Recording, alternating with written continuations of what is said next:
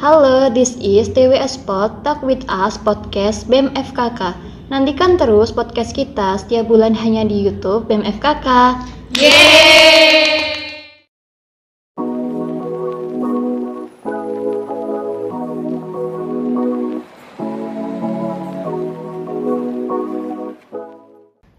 Halo, welcome to TWS Pod Talk with Us Podcast bersama BEM FKK dan juga dengan saya Putri sebagai MC pada podcast kali ini. Pada episode perdana kali ini, kita akan berbicara dan berbincang seru bersama dengan Gubernur BEM FKK dan juga Wakil Gubernur BEM FKK. Langsung saja kita sambut narasumber kita pada siang hari ini. Jadi ini adalah narasumber kita pada episode kali ini. Mungkin bisa disapa terlebih dahulu Kak teman-teman TWS kita. Halo teman-teman. Nah, jadi Kak Gubernur dan Kak Wakil Gubernur bisa perkenalan terlebih dahulu dari mana prodinya, kemudian asal di mana.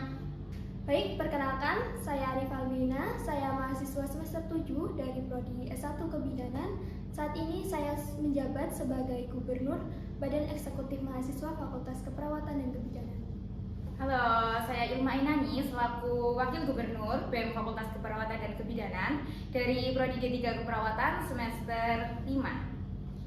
Nah, jadi Kak Ilma sama Kak Arifa sebelumnya kan udah pernah mengikuti BEM nih. Mungkin bisa di-sharing ke teman-teman TWS kita pada kali ini. Apa sih pengalaman yang udah Kakak pernah buat selama menjabat sebagai anggota BEM FKK tahun lalu? Oke, mungkin bisa dijawab Mbak Arifah dulu kali ya. Iya, silakan. Ya, kalau dari saya itu pengalamannya lumayan banyak ya dari tahun kemarin, soalnya saya kan menjabat itu dari tahun sebelumnya, periode sebelumnya. Nah, itu kami dari BEM itu banyak mengadakan acara di dalam kampus maupun di luar kampus. Nah, kita juga banyak relasi, ketemu banyak orang, jadi kita punya dapat pengalaman tuh banyak sekali. Kayak kita melakukan penyuluhan, melakukan sharing session, terus berbagi ilmu ya tentunya.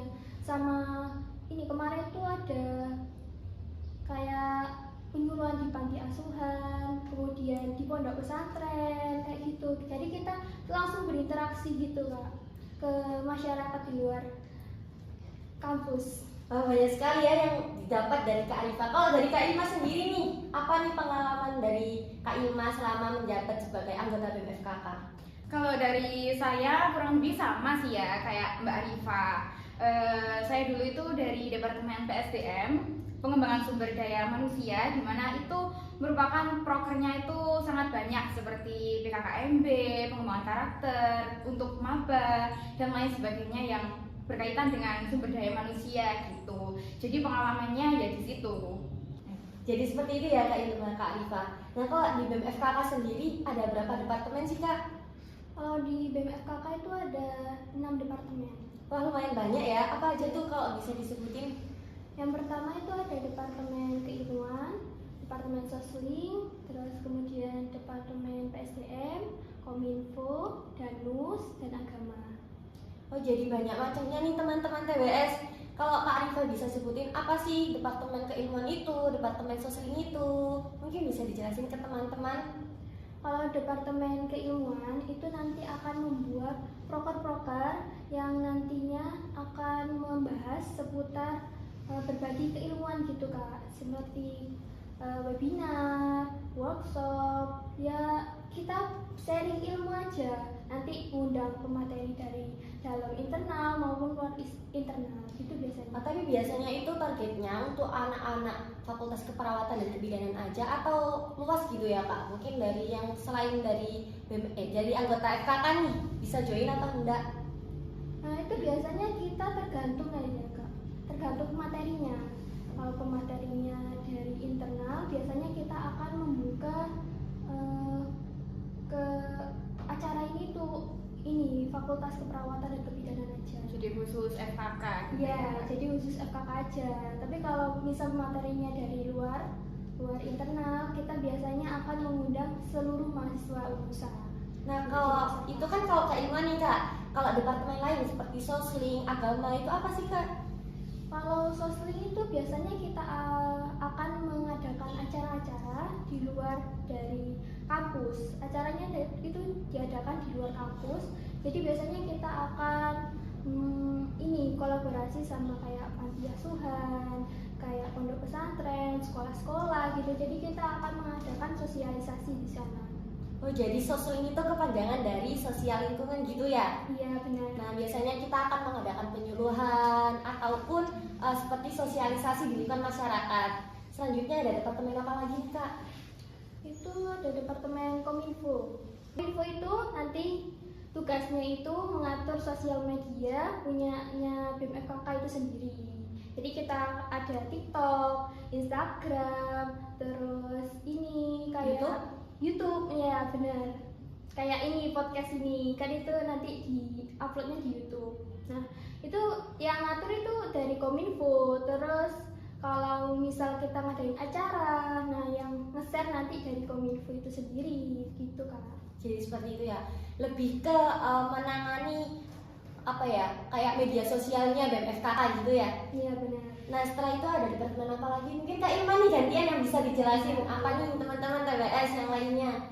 Oke, jadi di BEM FKK ini ada 3 departemen lagi, ada PSDM, Danus, sama Agama. Yang PSDM itu adalah pengembangan sumber daya manusia, di mana itu nanti kita akan berhubungan dengan sumber daya manusia gitu teman-teman, seperti proker PKKMB, pengembangan karakter untuk maba, kemudian sertijab, oprek, dan lain sebagainya. Pokoknya yang berhubungan langsung dengan manusia gitu loh Mbak, di FKK ini gitu. Nah selanjutnya selain PSDM ada Departemen Danus. Ini merupakan singkatan dari dana usaha.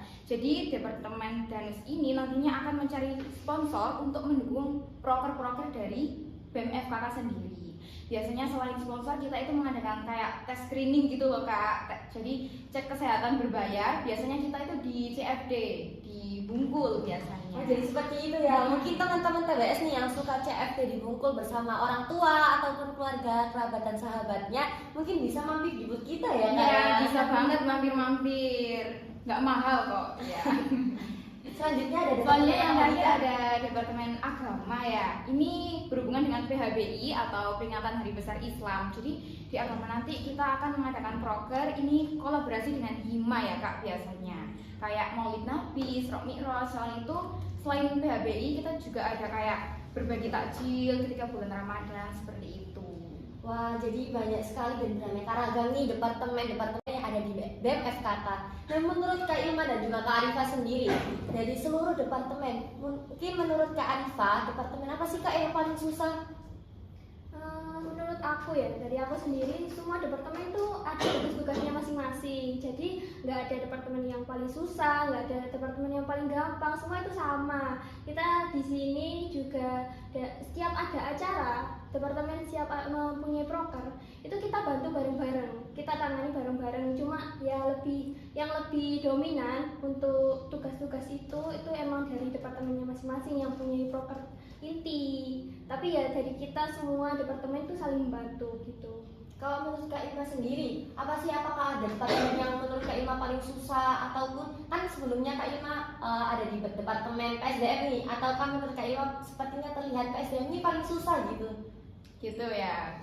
Apa kelihatannya PSDM paling susah? Sebenarnya enggak, soalnya kan tiap proker nanti kita itu bukan PSDM sendiri yang menjalankan. Jadi seluruh anggota BEM FKK itu menjalankan proker tersebut. Jadi nggak harus PSDM itu paling susah, departemen ini paling gampang, nggak seperti itu. Jadi kita itu sama, selagi kita kerjakan bareng-bareng pasti nggak susah kok. Nah, jadi seperti itu ya Kak. Berarti ada titik susah dan mudahnya masing-masing gitu. Tapi kan kita mengerjakan itu bersama-sama. Jadi semuanya itu nggak akan terasa berat teman-teman TWS. Nah, mungkin bisa diinfokan nih ke teman-teman, apakah ada sih syarat untuk jadi gubernur dan juga calon wakil gubernur seperti itu? Nah, kalau dari saya, pengalaman saya sebelumnya, syarat dari jadi gubernur dan wakil gubernur itu harus mengikuti minimal 1 periode sebelumnya. Jadi harus mempunyai pengalaman dulu nih Kak di BEM FKK itu sendiri. Jadi seperti itu ya. Mungkin ada tambahan dari Kak Ilma? Biasanya untuk jadi gubernur sama wakil gubernur itu kita wajib menyerahkan beberapa berkas nih Kak. Contohnya kayak sertifikat PKKMB itu kan wajib banget ya. Untuk setiap ormawa itu biasanya harus menyertakan sertifikat PKKMB. Selanjutnya ada LKM MTD dan juga LKM MTM. Selain itu kita juga harus minimal IPK, ada yang minimal IPK seperti kalau di Unusa itu kemarin minimal IPK-nya 3 sih ya. Jadi seperti itu ya teman-teman TWS yang mungkin nantinya memiliki minat untuk join di BEM FKK dan memiliki minat untuk menjadi calon gubernur dan wakil gubernur BEM FKK.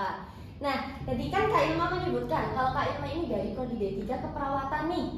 Kalau dari Prodi D3 keperawatan kan banyak sekali praktek-praktek nih Kak. Apakah nggak bingung nih cara bagi waktu gimana? Sedangkan di BEM FKK juga kan pasti banyak proker-proker yang harus dijalankan.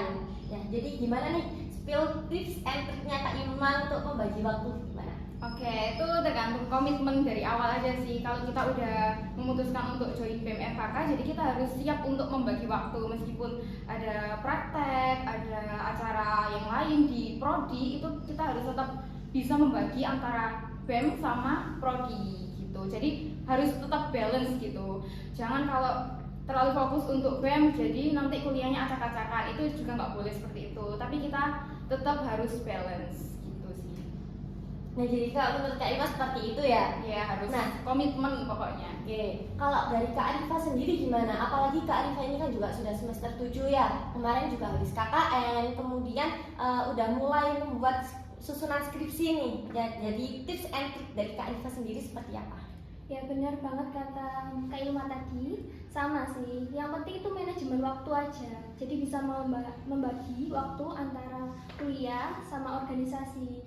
Jadi kan dari awal ikut organisasi kan udah komitmen pada diri sendiri, harus bisa saling jaga waktu, bagi waktu, bisa saling ini. Yang penting itu komunikasi. Nanti kalau misal ada kendala itu harus dikomunikasikan dari organisasi tersebut. Jadi jangan sampai kita itu kayak sendiri gitu ya Kak iya, ya, benar. nggak ada komunikasi sama sekali. Jadinya kan nantinya dia merasa terbebani sendiri gitu ya. Jadi misal ada kayak mereka misal aku nih ya nggak bisa hadir, nah itu harus komunikasi sama ininya BEM itu sendiri. Jadi jangan sampai ada miskom lah intinya.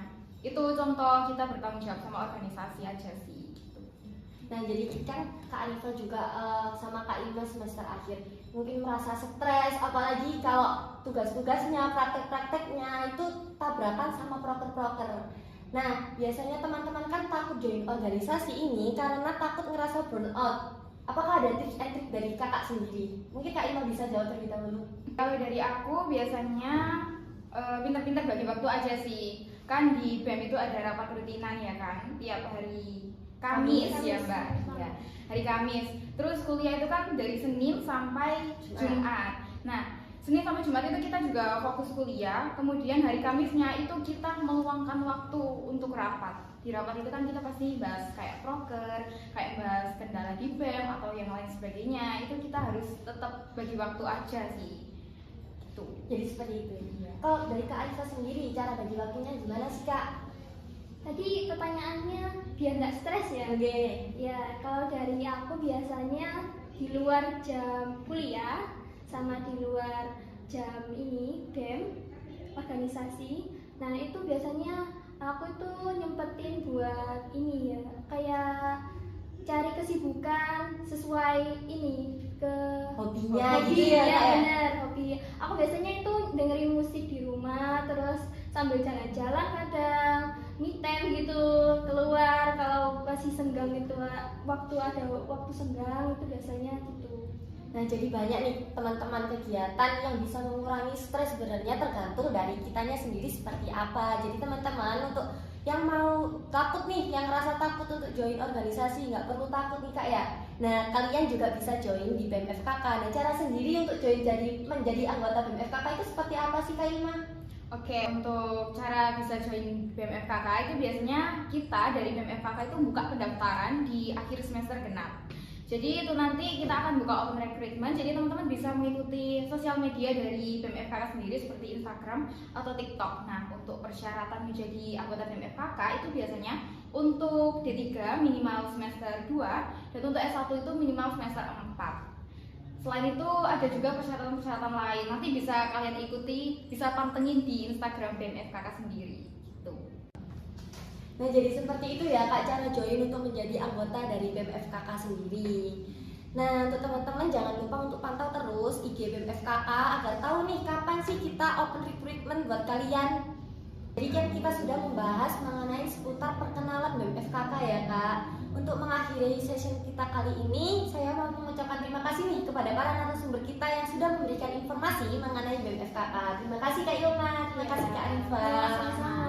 Saya juga mau mengucapkan terima kasih buat teman-teman TBS yang sudah menonton podcast kita pada kali ini dari awal hingga akhir. Jangan lupa nantikan podcast kita TBS Podcast di media sosial BEM-FKK.